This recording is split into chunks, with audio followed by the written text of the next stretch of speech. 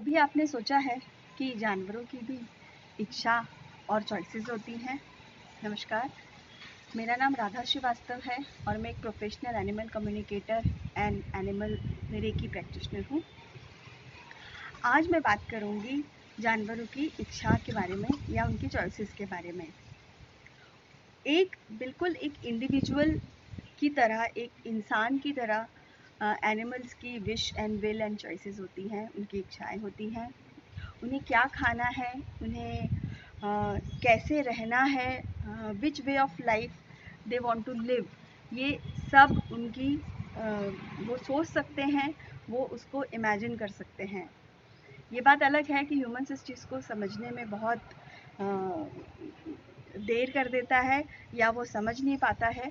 इसके कारण जो उनकी इच्छाएं हैं वो फुलफ़िल नहीं हो पाती हैं।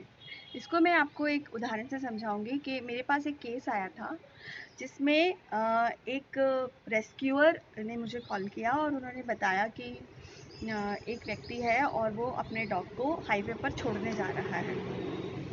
और जब रेस्क्यूअर ने उससे पूछा कि आप इसको क्यों छोड़ रहे हो, तो उसने कहा कि because I don't want to keep this dog, और मैं इसलिए इसको छोड़ रहा हूँ।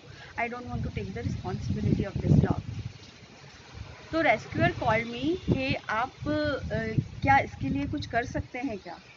तो on the request of the rescuer मैंने जब उस डॉग से बात करने की कोशिश की तो उस डॉग ने मुझे कहा कि he is ready to be on the road, वो सड़क पे रहने को तैयार है। जब मैंने उससे पूछा कि जब वो इतने सालों से घर में रह रहा है और अब उसको अचानक सड़क पर छोड़ा जाएगा तो उसके लिए मुश्किल नहीं होगा, तो उसने बिल्कुल डायरेक्ट मुझे जवाब दिया कि ये उस चीज़ से बेटर है जो उसे उस घर में मिल रही है।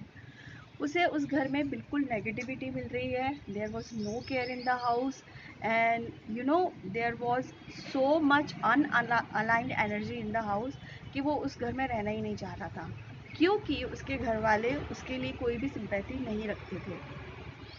तो वो तैयार था सड़क पर रहने के लिए रादर देन कि वो घर में रहता लोगों के साथ में।